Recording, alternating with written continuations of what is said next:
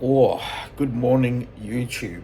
It is Friday, the 27th of February, and it has just gone 20 past 1, and we are awake. And that's pretty much about all we're going to get sleep wise this morning. So let's crack on, get the morning routine done, and then can always come back to bed and try to get another nap in. So let's get the day started.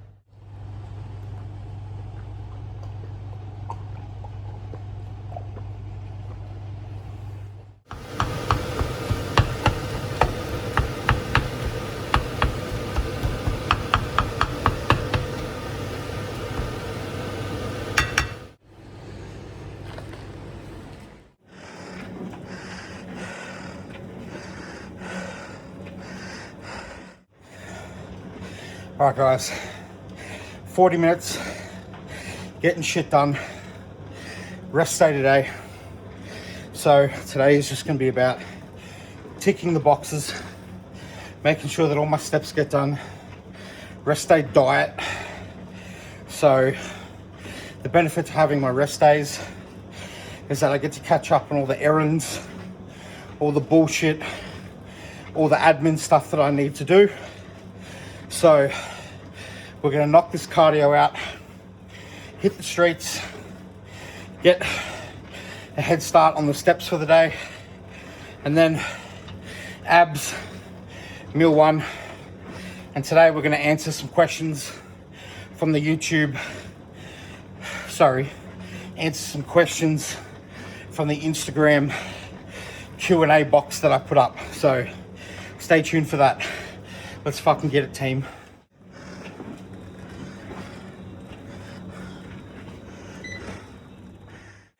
Alrighty, we have boxed off 40 minutes of cardio on the stairs, as you've just seen. So back on the streets here, 3,000 steps. You guys know by now, I'm sorry to break it to you, but every time I do a vlog, it's going to be the same shit every single day.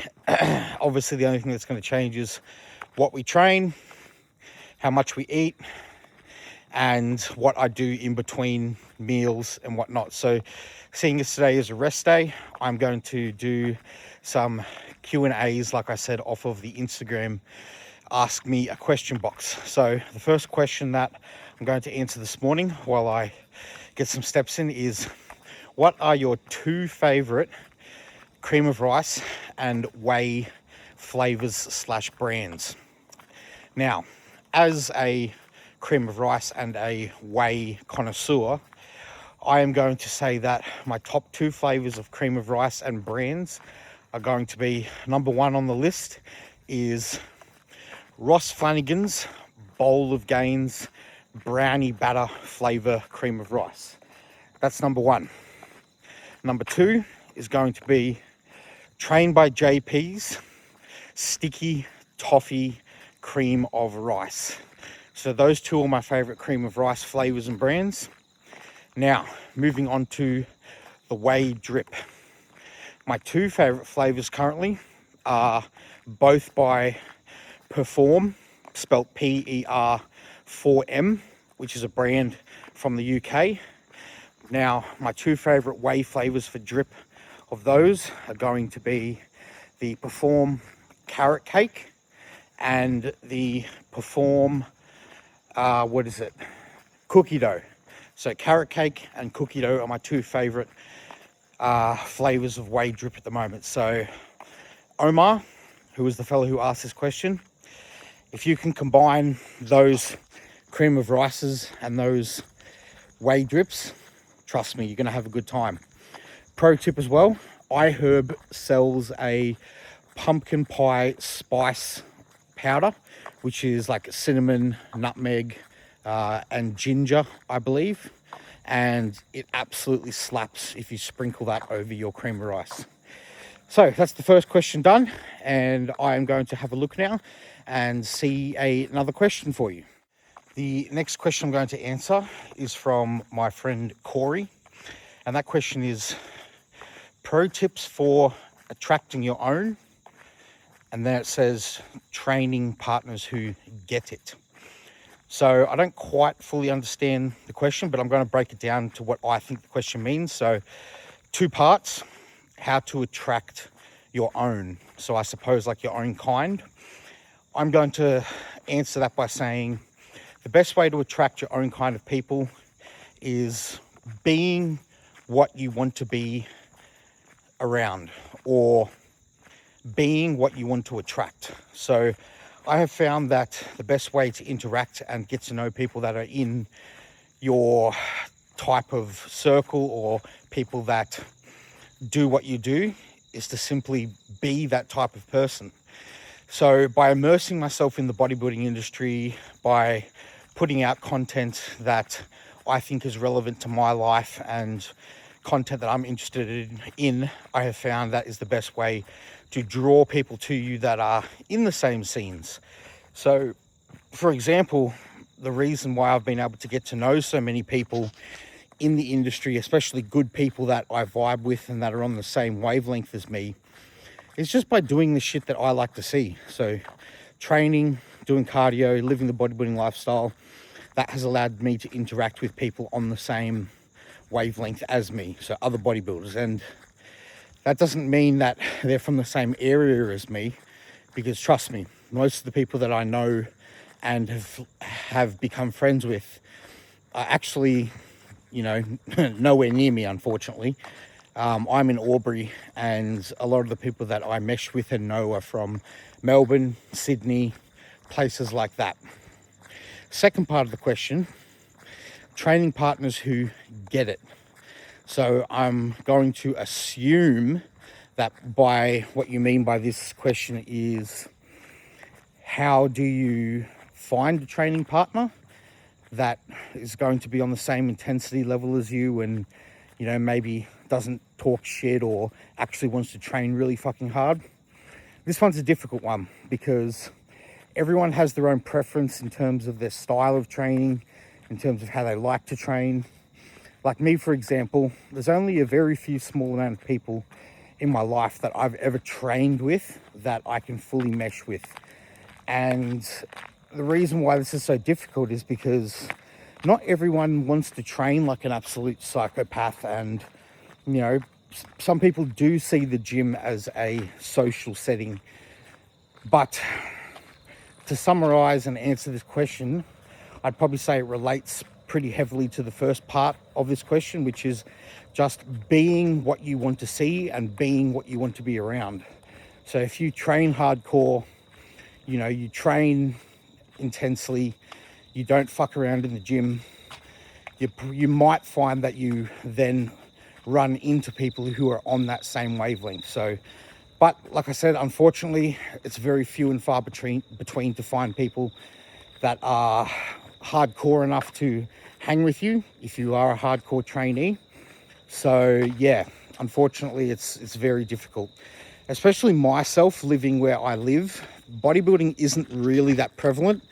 I mean, it's prevalent in the sense that, yes, there's people that go to the gym and, like to train, but finding somebody who wants to train like an absolute maniac and leave it all on the gym floor for me is very difficult. But I have trained with a couple of guys and a couple of girls that do bring that intensity.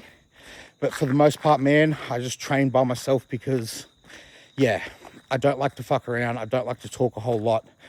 And, when I'm in that mindset, I don't like for it to be disturbed by bullshit. So if I find out any more about that, I'll let you know, man. But that's kind of why I enjoy traveling and training at different gyms and different areas, especially going to places like Sydney and Melbourne, because that's where I find there are more people that are like me. So that is another question answered from the Instagram Q&A box. let's get a few more going as the day goes on. So just about to finish up steps here. We're going to go inside, get meal 1 ready, and do our abs and do the rest of it. So as usual, I'll take you along for the day, answer some more questions, and we'll see what the day brings. Welcome back to the kitchen. Morning gut drink just here. 150 ml of kombucha, serving of greens powder, taurine, glutamine, creatine, and usual health sup's about to go down now. Let's get it inside of our stomachs. So what we are going to roll with is 3 Ultra Omega fish oil,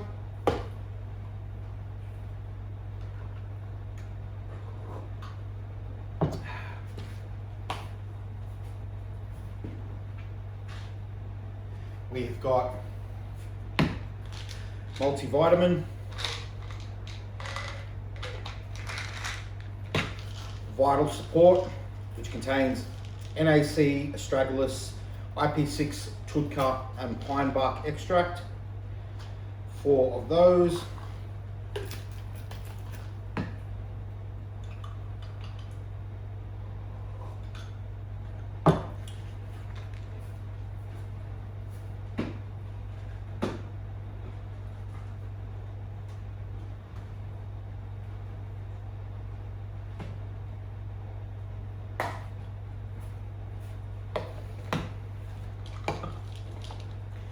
Driven Nutrition's Axis, which is an amazing supplement. It's a GDA with a few other things in it. So it contains more NAC, more tudka, nattokinase, and dihydroberberine. So 2 of those.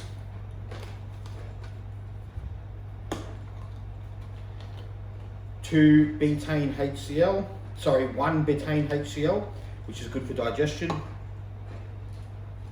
Zinc picolinate, 50 milligrams. D3K2, very underrated supplement, 2 of these. Vitamin C, 1000 milligrams.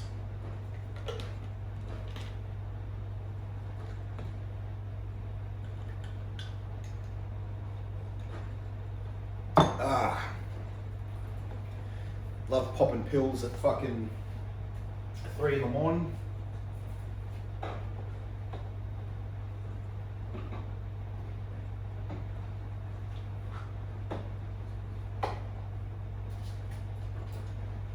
last up, we have got empagliflozin, prescription medication. Basically what empagliflozin does is it makes you excrete excess glucose from the bloodstream. Well, I can't talk this morning.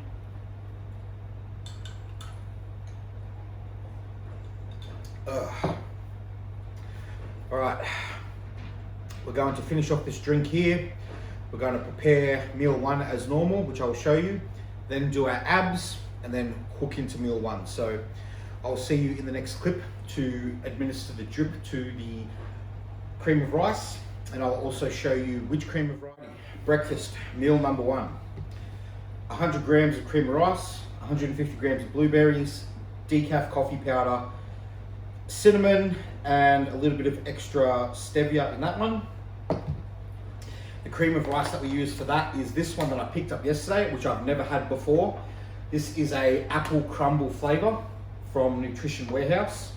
So that is what the cream of rice is. The whey drip, all right, is from my favorite whey company, Perform, and that is 70 grams of the white choc hazelnut whey protein. So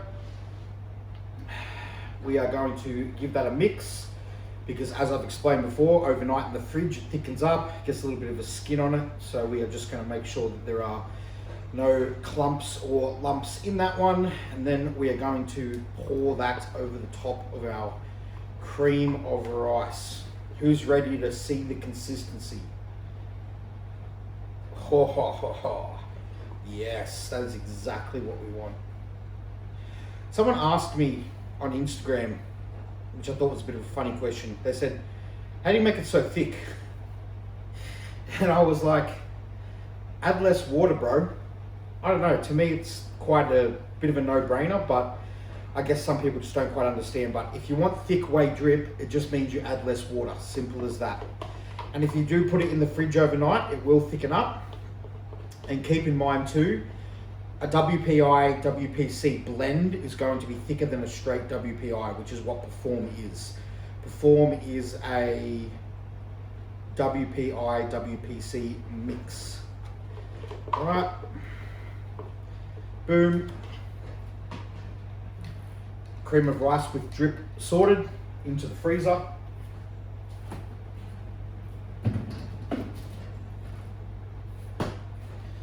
Now, you guys already know the next step. We're going to put our pineapple into said drip bowl.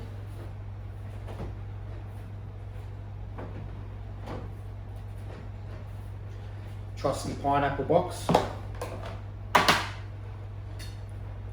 Trusty scissors, test run. Yep, all in working order. 125 grams of pineapple.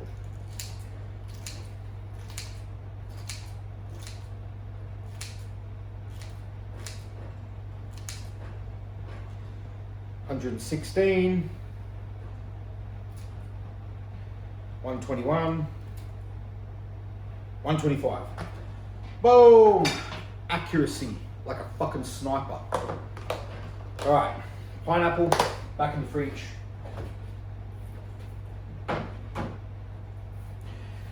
Gonna put the cream of rice and the whey back into the pantry.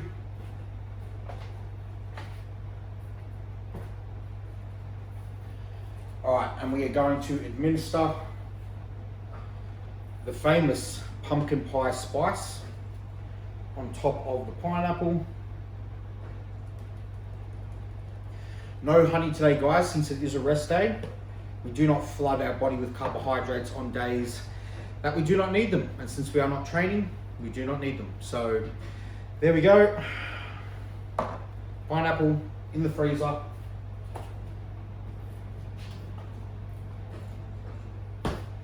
Now the last step, plate, corn thins,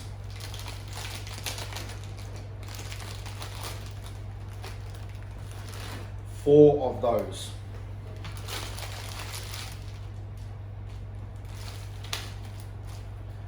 And on top of these four corn thins is going to go 20 grams of whey paste. So we're not going to put that on just yet because we're going to do our abs first so that the corn thins don't go soggy. So we're just going to leave these here on the counter while I get that done. And then we get to hook in. So get abs done, come back, eat first meal, work block number one, then try to get another nap in, and we'll keep going from there. Simple as that. So let's keep the day going, keep the morning going smoothly, and more Q&As as the day goes on, and another day in the life of bodybuilder slash online coach, Mr. Ash Lachlan. So exciting stuff, guys. Groundhog fucking day. But I know you guys all love it. So yeah, I'll see you all in the next clip. To do for this next coming 7 days is I want you to actually increase the sets on your triceps and your bicep work by 1 set per movement. Okay, we're just going to trial this for now just to see if you can recover from that extra volume. At the end of the day, we don't want to be doing mindless volume for no reason. However, I do believe since your progression in the gym and whatnot is still going up at a really good rate. All right, guys, meal number one and work block number one is complete. So it's now just gone 5 o'clock. So we're going to try and get in another nap. Usually about an hour after I eat meal one, I'm usually starting to feel a little bit tired again. So let's see if we can get another 60 to 90 minutes in, and then it will be time for sauna, steps, meal number 2, and another work block. So good morning slash night. Oh, all right. It's just gone about 5:45, so we only got about 45 minutes of a nap in.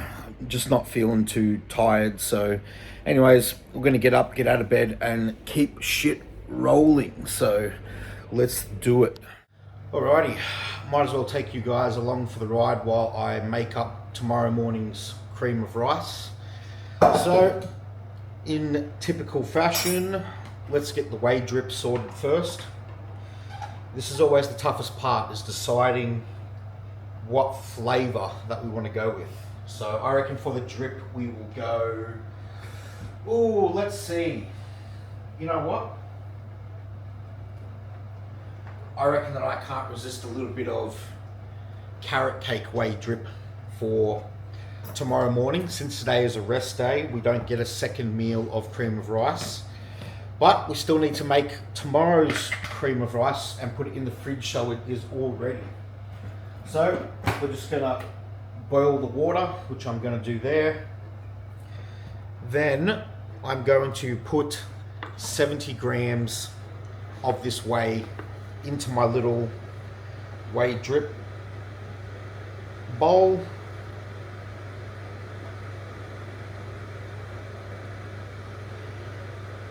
All right, there we go. That one is sorted.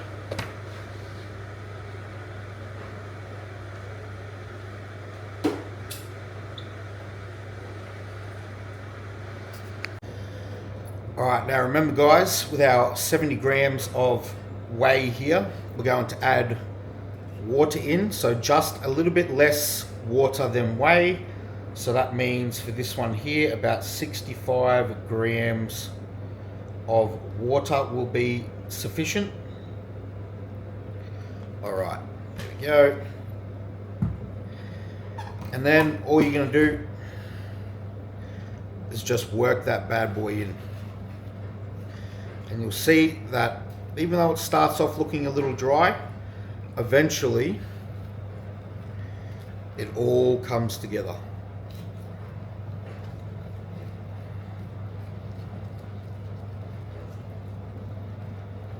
See, just keep going, keep going. Look at that, super thick now. And then once we refrigerate that, that's going to get even thicker. There we go, that's perfection. I don't know if you guys can see that, but that is the consistency that we want. All right, that's gonna go into the fridge now. All right, now we've got our pot here, and we're going to use half toffee biscuit of this cream of rice, and we're going to use half of this maple syrup cream of rice here. So zeroed out the scale.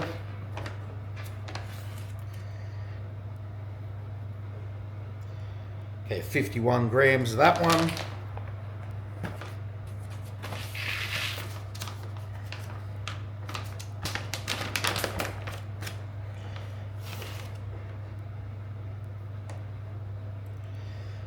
There we go. All right, and to add into that one, I'm also going to go a touch more stevia, a little bit of decaf coffee, and we are also going to add some cinnamon to that one as well. This is the goated cinnamon, by the way, guys. Dutch ground cinnamon. All right, and then we're going to add our boiling water into that. Alrighty, so 100 grams of cream of rice means that we are going to add 400 mLs of boiling water.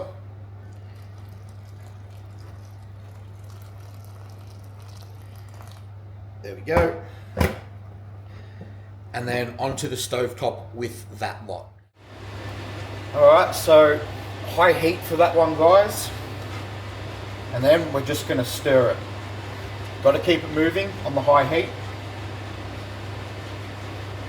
Okay, I know I've showed you guys the cream of rice recipe before, but we'll do it again. Why not, eh? So just keep it moving, keep it moving.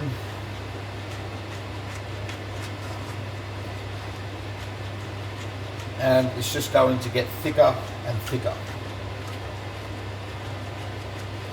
Give you guys a bit of a close-up to that one.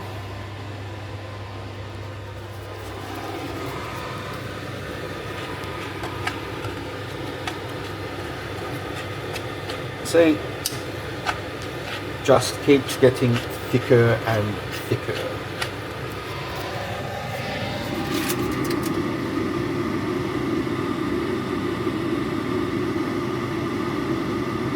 Oh, there we go. Alright. So we're nearly there. I'm just going to keep stirring that. Usually takes about 90 seconds to 2 minutes. I like cooking mine on the stovetop. Some guys like to do microwave, but I think the stovetop comes out much better. Alright, there we go guys. This one is pretty much done, so I'm going to turn the heat off. And I'll give you guys another look at what that looks like.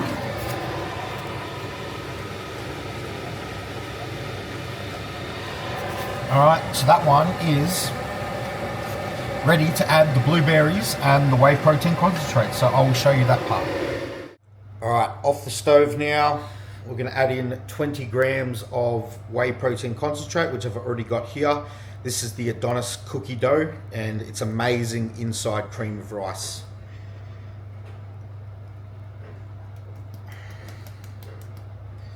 There we go.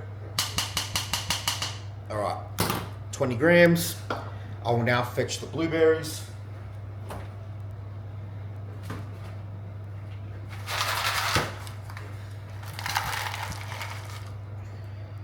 Boom. All right. Now we're going to stir all that up.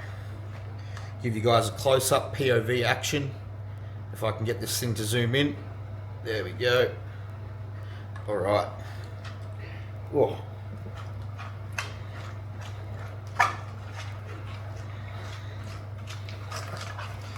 Mix it all together, make sure there's no whey clumps left.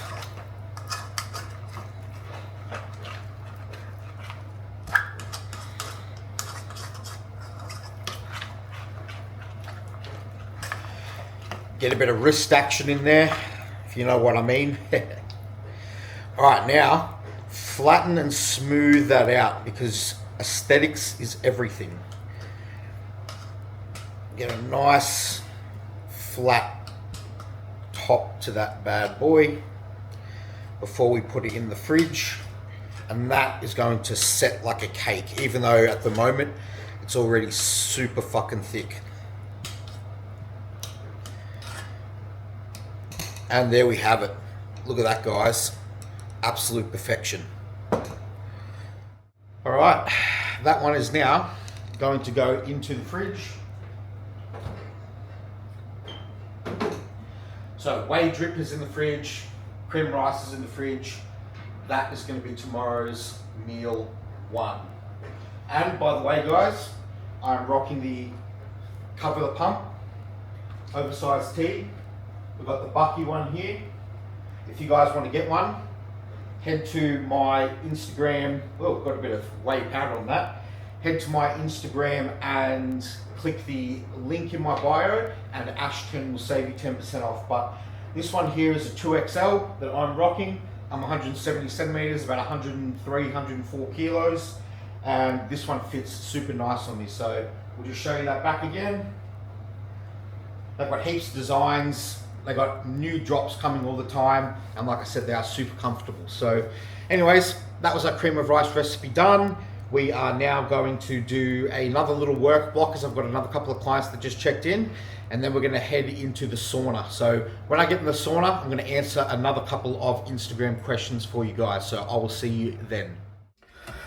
Oh, all right, guys. So we are now in the sauna for our daily 20 minutes at 75 degrees. We have got about 3 minutes to go, so I'm going to answer another question from the Instagram Q&A box that I put up. So this question is, what makes a good partner in bodybuilding? So I'm assuming you mean like a relationship. What makes a good relationship, and what to look for in a partner when it comes to being into bodybuilding. Now, let me just preface this by saying I am a single male, and I have struggled to find somebody who fits my lifestyle. So I am no expert, okay? I'm telling you right now, guys, I am no relationship expert. I have dated, women before, and whilst, they were great relationships, I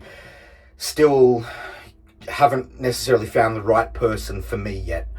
Now, to answer the question, I believe that if you are into bodybuilding, that you are probably going to need a partner that is at least into health and fitness in some capacity, okay? I see it all too often where guys that are into bodybuilding or something like that have partners that have absolutely zero interest in, fitness or health or eating well or something like that. And usually what happens is it ends up in like this weird resentment kind of thing where, a partner will be guilted for wanting to spend time at the gym. They'll be like, oh, babe, why do you spend so much time at the gym or something? And, then that person will get frustrated because they feel like, they're being, they're being guilted into staying home and not chasing their fitness goals or something like that. So, yeah, especially if you are into competitive bodybuilding, you are going to need a partner who understands, what the sacrifices are. Now, every relationship comes with compromises. We all know that. But it's even more so apparent if that relationship has someone in it that is into bodybuilding, because whilst that person is prepping or, going through a tough time in their diet or something like that, there's going to need to be a certain level of understanding.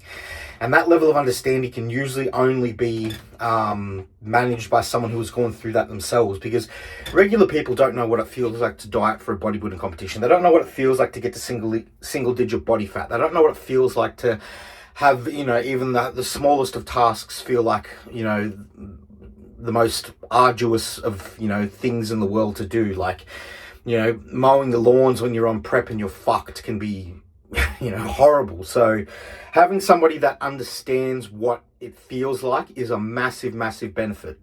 So I'm going to say that, the top traits for a good partner, if you are in a relationship and you are into bodybuilding, are going to be one, that they are probably into bodybuilding themselves, or they at least are into health and fitness or some kind of sport themselves, so they understand what sacrifice when it comes to physical endeavors is like. They need to understand that, there's times when, eating off plan aren't going to be doable. There's times where, staying out late aren't going to be doable. There's going to be times where, your schedule has to be locked in and there can't be any fucking off or fucking around at random days of the week or random weekend trips. So me personally, if I was looking for somebody to get into a relationship with, and I wanted to keep living the lifestyle that I live, I personally would want somebody that probably competes themselves, okay? Just because I want to live my life as somebody who enjoys the things that I do, like meal prepping, like going to the gym, like doing cardio in the morning. I want to be able to go for walks with my person. I want to be able to, get steps in, count macros, create cool little recipes that are high protein, low fat. All that stuff are things that I personally would want in a partner. I would also want them to understand that, like I said, 99% of the year, I have no real need or want for eating off plan or anything like that. Like, sure, yeah, like, I don't mind the odd meal off, like maybe once a month or something, but with how I like to live, we're very regimented. I would also want somebody who's very regimented in my life, someone who wants to go to bed early, someone who wants to just lay on the couch and just watch movies and, do fuck all with me after a hard day of, clients and training and cardio and all that. So that is my advice, guys. And that is a little bit of insight into what I personally would look for in a partner if I wanted to get into a relationship. So until I find the right person who is, going to match my lifestyle and who was going to have that understanding. I am not interested in being in a relationship, because I think that too many people are in relationships just for the sake of being in a relationship. I'm happy by myself. If someone comes into my life, I want them to be an addition to my life and an addition to my happiness, not, you know, just someone who's there, who's constantly going to, you know, make me feel bad for training, make me feel bad for eating my meal plan, you know. And I don't want it to feel like a chore to have to take them out to places and things like that. I want somebody who loves me for me, who wants to be with me for me. And I think that's what all you guys should aim for as well. You know, don't just have a missus to have a missus, or have a boyfriend to have a boyfriend. Find somebody that complements your lifestyle. Find somebody that pushes you to be better. Find somebody that aligns with your goals that you have in life, and you're going to be much happier. So yeah, the day that I find my Cinderella, and, you know, she wants to eat cream of rice with me and go to the gym and go get steps in down by the river and go for, you know, trips to the gyms in Melbourne and Sydney, then I'll let you guys know. But until that point, I'm very happy by myself. And yeah, like I said, the only time that I would let a woman into my life is if, well, one, they were interested in me, which I don't know how many women are interested in guys that, you know, do the whole bodybuilding thing. And once again, I don't really care. Like, I'm just me.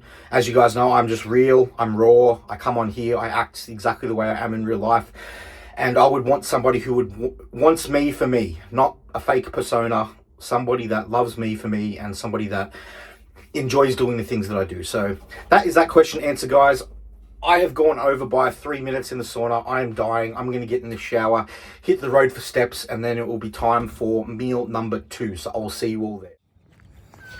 What a glorious day, guys. Whoa.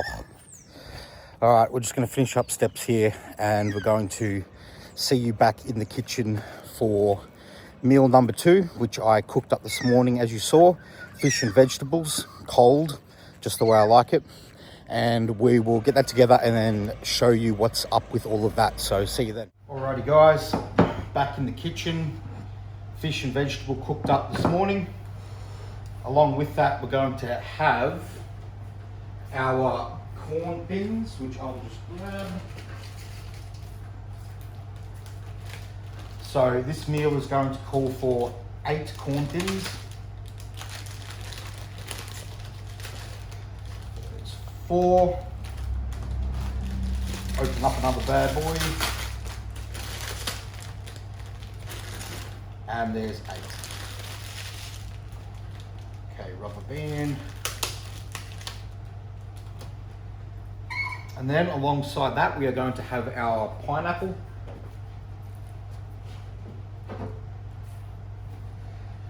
Which I will cut up into a little dish, and then I'll show you the final product. So that is meal number 2, and I'll see you in the next clip. All right, 500 grams of bassa fish, 100 grams of veg, 125 grams of pineapple, 8 corn thins, 20 grams of whey spread. That is meal number 2. Alrighty, guys, we have just eaten meal 2, rushed out the door as I have an appointment with my accountant. So I'm going to drive over to the other side of the border, about a 15-minute drive, catch up with my accountant, take care of some business, and then I'm going to hit the 7-Eleven for an energy drink. So I want you guys to comment below, what is your favorite energy drink? Let me know.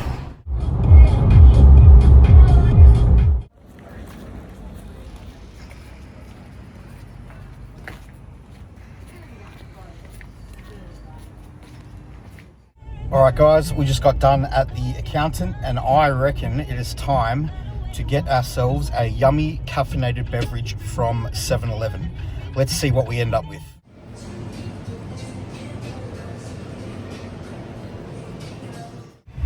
Alrighty, we have made our pit stop, and first caffeinated beverage of the day is going to be the Lando Norris Monster.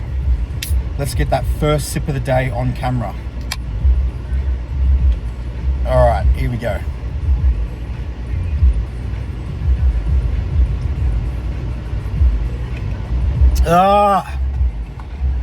Woo! Amazing. All right, we're gonna head home now. do some client work, then it would be time for meal number 3. Let's get... All right, guys, we've been back home for a little bit. We've done more client check-ins, and we're just about to crack open our second monster of the day. I like to have 2 of these on my rest days. And then we are going to get started on meal 3, answer another Instagram Q&A question, and keep going from there. So I'll see you in the next clip when I'm cooking up the next meal.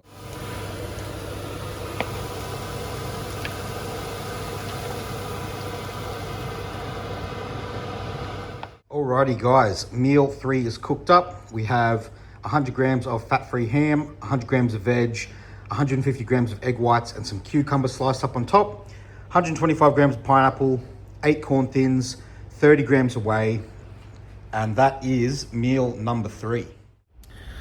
Alrighty guys, so we have just cooked up meal number 3, which I am about to sit down and eat.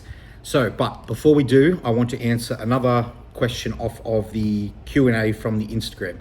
And that is, what camp are you in regarding high/low volume, high/low reps? So my stance on high or low volume and rep ranges is that they all work, okay? Everything works until it doesn't. You have this camp of people that believe, oh, you know, you should only train with, you know, 1 or 2 working sets per muscle for the whole exercise. And then on the complete other end of the spectrum, you've got people saying, no, you know, 20 to 30 sets per week per muscle group. And then you've got, you know, common sense, which lies in between. So my stance is that it depends, okay? 1, volume is a relative term, meaning somebody who's been doing, you know, 2 to 3 sets for a muscle group 2 to 3 times per week for, you know, months or years, to them, high volume might be 10 sets per week. To somebody who's been doing 10 sets per muscle group per week, high volume to them might be 20 sets per week. So you need to take into account where someone has come from to determine whether something for them is high or low volume. Now, what do I personally believe? Well, I'm going to come from two angles with this. 1, I believe that there are different situations that call for different volume needs.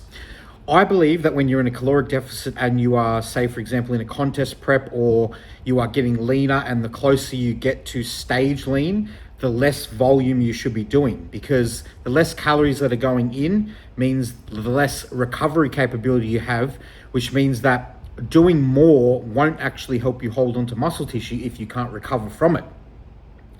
So for example, as I get closer to my competition, my total amount of sets per week for a muscle group will actually come down a little bit, okay? Because less food going in means less recovery, which means I can't do as much and effectively recover. And when the aim of the game is to retain all of your muscle tissue, doing too much is just going to lead to essentially digging yourself into a hole that you can't get out of, which will then lead to muscle loss, because your performance in the gym will then suffer, which means you'll start losing strength, which means you ultimately will probably lose some muscle tissue.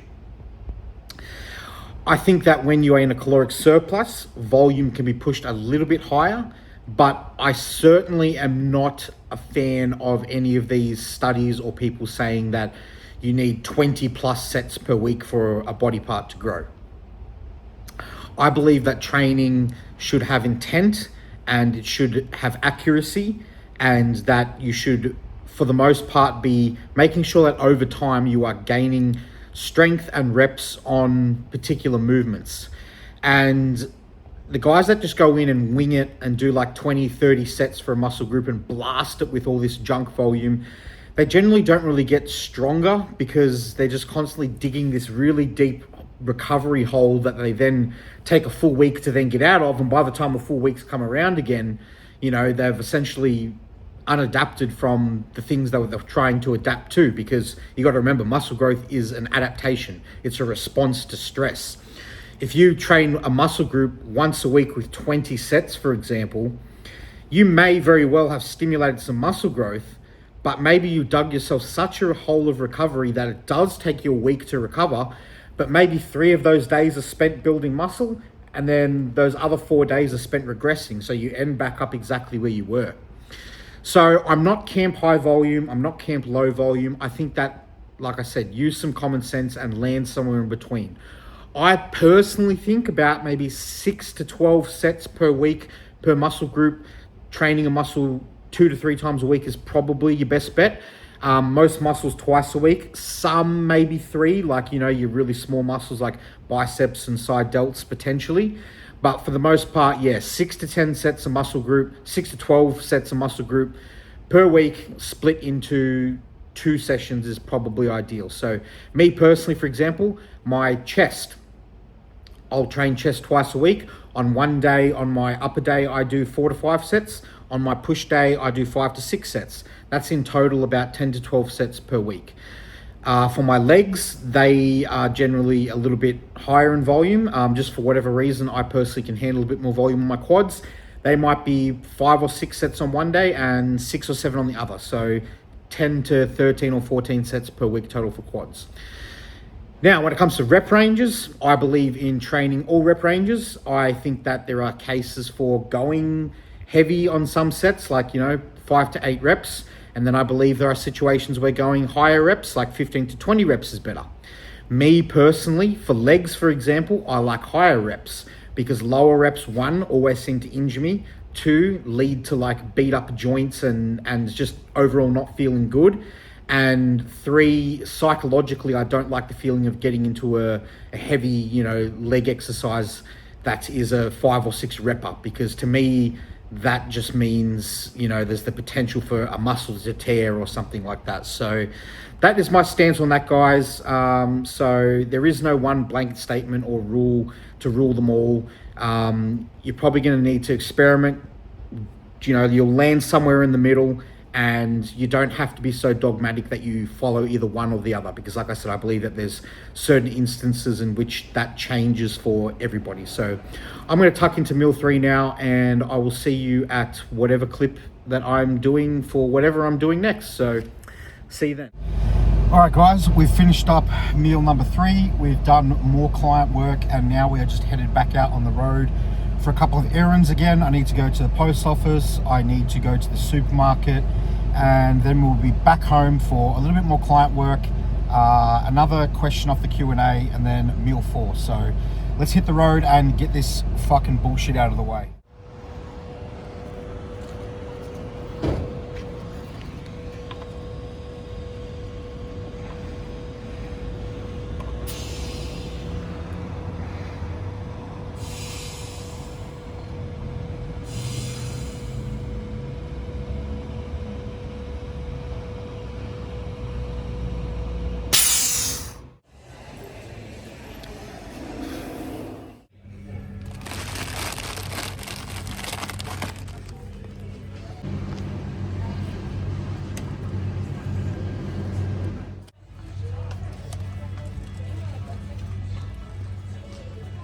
Quick little grocery haul. My 2 favorite zero sugar Fanta flavors.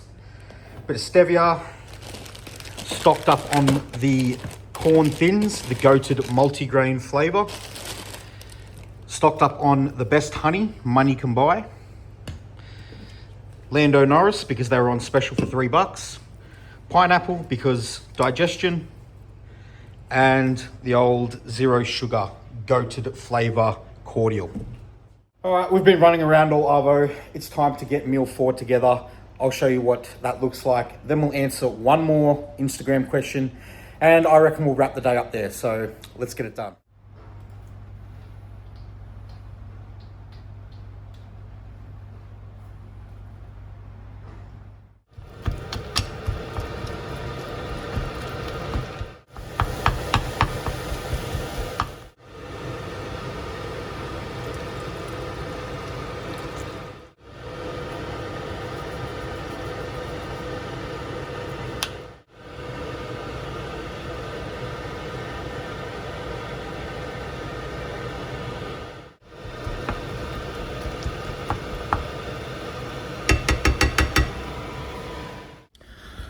All right, guys, we are sitting down for our final meal, and just before, well, actually, sorry, it's not my final meal, it's my second last meal, but final meal of the video, because I'm going to answer one more question off the Instagram, and then I'm going to end the video here and then eat my meal and chill out for the rest of the night so that I can upload this video for you all at a decent time, because all you're missing out on really is me just sitting on the couch, drinking Fanta and watching YouTube and then eating a Ninja Creamy before I go to bed. So that is what the rest of the day is going to look like.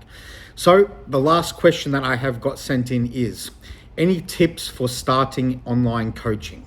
All right, so a few things. Obviously, I can speak from experience because I have worked my way up to be able to go full-time with my online coaching. Number one, actually have skin in the game, all right? I'm tired of seeing people claiming to be coaches when they've never actually even done what they're coaching people for. Like, how the fuck can you be a bodybuilding coach, right, if you have never stepped on stage yourself? Now, I don't mean like, you know, you're coaching people for fat loss and things like that. Like, all that is fine. But if you are prepping somebody for a bodybuilding competition and you have never actually stepped on stage in stage condition before, I personally don't think that you should be prepping people for competition. Getting other people to their goals in terms of fat loss and muscle gain, sure, but actually prepping somebody for a bodybuilding competition, completely different animal. I think you should have skin in the game and know what it feels like to be fucking skinless and being up on that stage before you feel like you can advertise that service to somebody else. So with that out of the way, in terms of other factors that would influence tips on becoming an online coach, is actually know what the fuck you're on about, okay? I'll just once again use myself as an example. I've been training and studying this shit since I was 13 years old. I have been obsessed with weights and training and powerlifting and bodybuilding and nutrition and PEDs and everything that encompasses what I do. I have lived, eat, slept, and breathed for the last 17 years, okay? I was 13 when I started this shit. I'm now almost 31, and I haven't missed a day of trying to learn something new, implementing something on myself, you know, watching videos on things, talking to smart people in the industry. So my second tip is, actually know what the fuck you're on about. So don't just think because you went to the gym for 6 months or you did a personal training course online, which, by the way, are all usually just a crock of fucking shit, that you can all of a sudden give people advice on how to lose fat or gain muscle. Thirdly, a tip for online coaching is just start doing it for free, okay? When I started coaching, I coached two of my best mates, not for free. It was for a very low amount of money, but that was because I'd already had some time competing and things like that, and they actually wanted to pay me for my time, which I respect fully. So that was Jack and Seth, and you know, I loved those boys, and I still love them to this day, even though I don't speak to them. But you know, they were my first two clients, and I built up a lot of my reputation by coaching those two boys. So do it for free for a little while. Post your results up online, show people that you know how to actually work with people and know what you're doing, and you can get people results and go from there. Fourthly, another tip that I'm going to give is treat your clients like they're customers. Like, too many times I see coaches treating their clients like fucking shit. You know, one email a week. Yeah, bro, good stuff. Repeat the week. Bye. You know, ignoring their messages all week just to give them a shitty email once per week. These people are paying you, okay, for your time, your effort, all right? I'm not saying you need to, you know, go overboard. Like, I'll admit, I'm friends with a lot of my clients, so I will speak to them every day. I'll chat about shit that isn't relevant to coaching just because I like to do that, you know? I cap my clients at about 40 clients so that I can have the time to be able to do that to them and for them.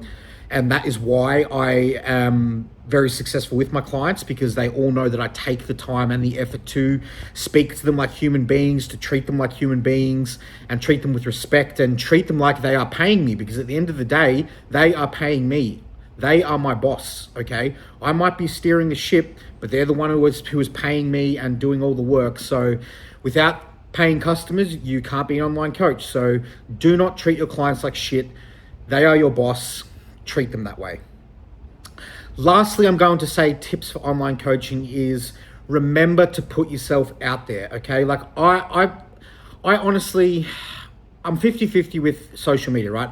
I love it on one hand because I get to reach a lot of people and help a lot of people. Like I get countless DMs all the time of just random people wanting some help, wanting a bit of advice. And I generally answer them unless it's a really dumb question or it's something that's way over my head or out of my,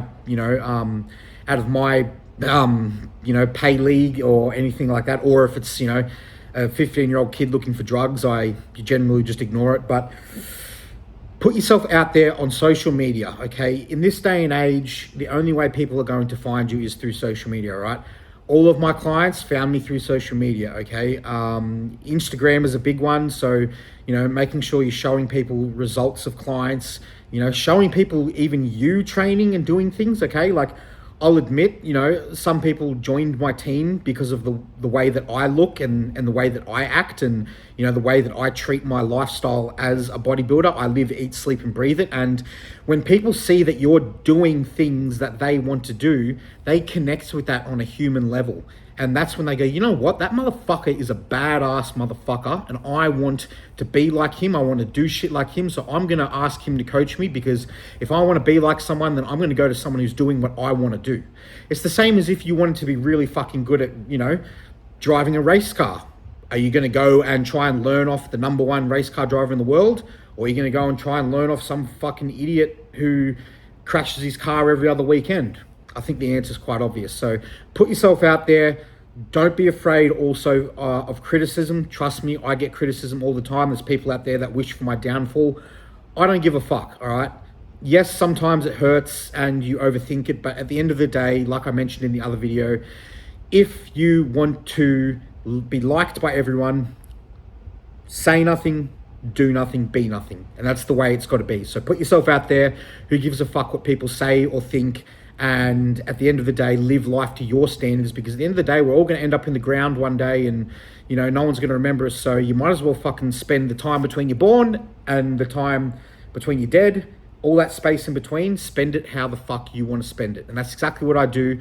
And that's the reason why my clients get along with me so well, because I'm real, I'm raw, I'm passionate, and I do what I say I'm going to do, and I do it with conviction, and I do it with passion, and I fucking absolutely love this shit. So, God, I fucking love bodybuilding, and I love coaching, and I fucking love all my clients.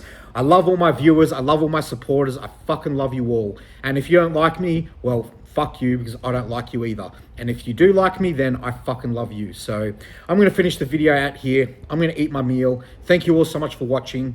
I will see you all tomorrow for Upper Body Day on Saturday, one of my favorite days of the week. So peace out. Love you all. Live your life. And I'll see you in the next video.